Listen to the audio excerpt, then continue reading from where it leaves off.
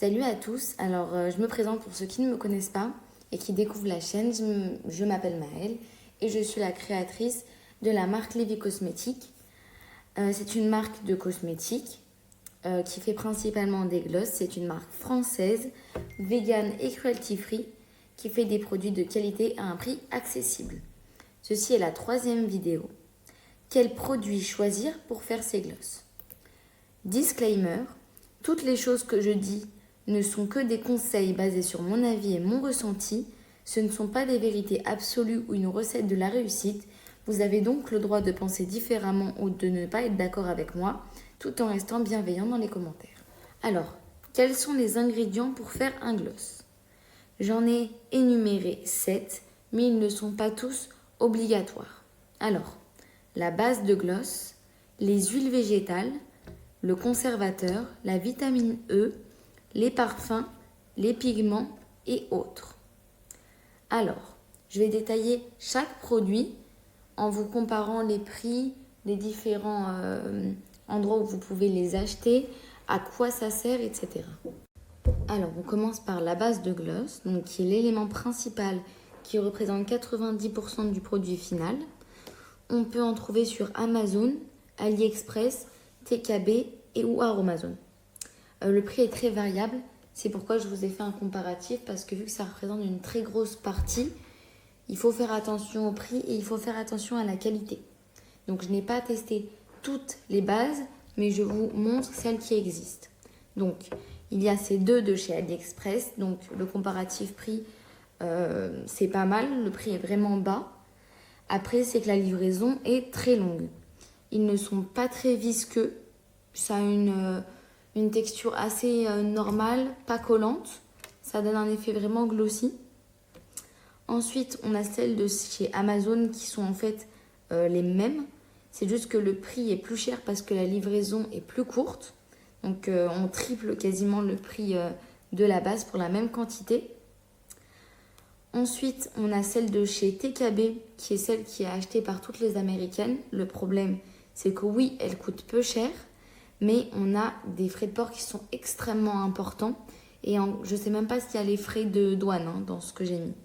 Donc par contre, elle est tellement visqueuse, ce qui fait qu'elles sont obligées de rajouter énormément d'huile pour la rendre plus lisse, on va dire. Et ensuite, on a celle de chez Aromazone que je n'ai jamais testée. Elle coûte quand même très cher, mais elle est disponible en boutique. Et je crois qu'elle n'a pas un rendu transparent et qu'elle a un rendu opaque. Ensuite, les huiles végétales. Elles sont responsables de l'hydratation en profondeur. Ça peut servir à liquidifier la base si besoin. Il y a énormément de variétés, donc huile d'avocat, jojoba, ricin, amande, sésame, tournesol, olive. Les prix sont variables, c'est selon la qualité de l'huile. Et c'est trouvable en grande surface pour les huiles les plus connues ou en magasins spécialisés pour les plus particulières. Ensuite, le conservateur. C'est un antibactérien qui assure la conservation d'un produit, car le gloss est un produit qui se met donc sur les lèvres, donc on est près d'énormément de bactéries. Et donc c'est pour éviter qu'elles se développent. Et ça permet de conserver le produit plus longtemps. Donc il en existe de nombreux. Benzoate et sorbate, Cosgar, pépin de pamplemousse, le Sidal, Naticide. Ils coûtent tous entre 2 € et 7 €, les 30 ml. Et on peut les trouver dans des commerces spécialisés comme Aromazone. La vitamine E sert principalement de conservateur, d'actif anti-âge, aide à maintenir l'élasticité et l'hydratation. Et il est disponible sur Aromazone à 2,50 € les 5 ml. Alors, le parfum, ça permet de rendre vos produits plus agréables car ils auront une odeur. Alors, il existe plusieurs manières de parfumer un gloss. Donc, il y a les huiles essentielles qui sont les plus utilisées malheureusement parce qu'il ne faut pas mettre les huiles essentielles au soleil. Et certaines huiles essentielles sont mauvaises pour les femmes enceintes ou les femmes qui allaitent. Et le problème, c'est qu'on ne peut pas toujours le savoir. Il existe sinon des fragrances, des parfums pour cosmétiques, des arômes de cuisine qui sont moins chers, avec plus d'odeur et plus légers.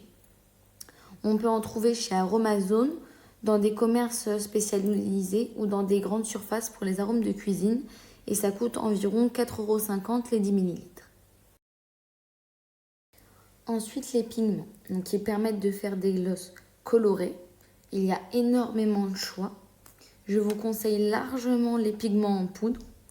On peut en trouver chez Aromazone, Amazon, AliExpress, dans des boutiques spécialisées. Il y en a vraiment partout. Ça coûte environ 2 € les 2 grammes.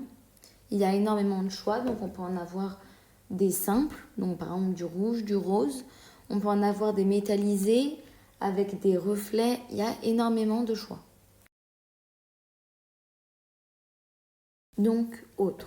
Ce que j'appelle autre, ça va être tous les petits accessoires qu'on peut rajouter dans les glosses. Donc, ça peut être des paillettes, des petits diamants. Il y a énormément de choix.